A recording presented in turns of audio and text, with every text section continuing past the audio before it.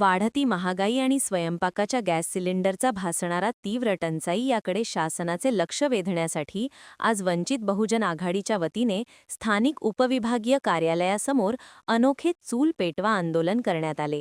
यावेळी कार्यकर्त्यांनी सरकारविरोधात तीव्र घोषणाबाजी करत आपला निषेध नोंदवला। प्रतिकात्मक आंदोलनाने वेधले लक्ष। गेल्या काही दिवसांपासून गॅस सिलेंडरच्या उपलब्धतेबाबत सामान्य जनतेला मोठा त्रास सहन करावा लागत आहे। या समस्येचा निषेध करण्यासाठी वंचितच्या कार्यकर्त्यांनी उपविभागीय कार्यालयाच्या परिसरातच लाकडे जमा करून चूल पेटवली। या पेटत्या चुलीवर कार्यकर्त्यांनी चक्क भाकरी भाजून सरकारचा निषेध केला। गॅस अभावी सर्वसामान्यांवर पुन्हा एकदा चुलीवर स्वयंपाक करण्याची वेळ आली आहे, हे या आंदोलनातून प्रतिकात्मकरित्या दाखवून देण्यात आले। या आंदोलनादरम्यान पंतप्रधान नरेंद्र मोदी आणि केंद्र सरकारविरोधात जोरदार घोषणा देण्यात आल्या।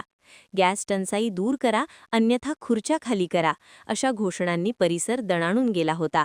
सरकारच्या धोरणांमुळे सर्वसामान्यांचे कंबरडे मोडले असून जीवनावश्यक वस्तूंचे भाव गगनाला भिडल्याचा आरोप यावेळी आंदोलकांनी केला। या आंदोलनात वंचित बहुजन आघाडीचे स्थानिक पदाधिकारी, कार्यकर्ते आणि नागरिक मोठ्या संख्येने सहभागी झाले होते। आंदोलनानंतर मागण्यांचे निवेदन उपविभागीय अधिकाऱ्यांना सादर करण्यात आले।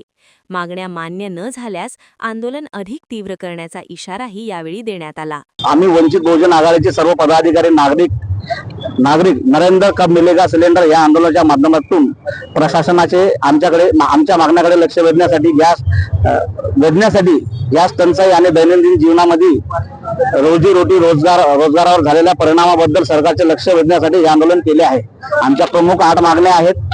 त्या गॅस सिलेंडर पहिल्या क्रमांकाची मागणी आहे, गॅस सिलेंडरसाठी होणारी कृत्रिम टंचाई थांबवावी, गॅस सिलेंडरचा काळाबाजार रोखावा, 25 दिवसानंतर गॅस मिळेल ही अट शिथिल करण्यात यावी, काळाबाजारी करणाऱ्या लोकांवर सक्त कारवाई करण्यात यावी, वसतिगृहात राहणाऱ्या विद्यार्थ्यांसाठी सरकारकडून कम्युनिटी किचन सुरू करण्यात यावे, सरकारकडून प्रत्येक 2 किलोमीटरवर जेवणाची व्यवस्था करून गरजू लोकांना अन्न देण्यात यावे।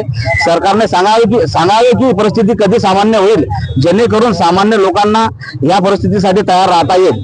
राज्यात अनेक ठिकाणी भक्कम साठा नाही आहे, नागरिकांनी गॅस सिलेंडर दिले जात नाहीये, नागरिकांना तातडीने गॅस सिलेंडर दिले जावा।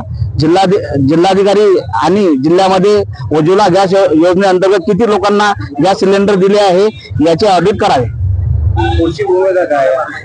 या सर्व मागण्या घेऊन आम्ही माननीय एसडीओ साहेबांच्या मार्फत मुख्यमंत्र्यांना निवेदन देणार आहे आणि या सर्व 8ही मागण्यावर आमच्या लवकरात लवकर विचार करण्यात यावा असे सांगणार आहे।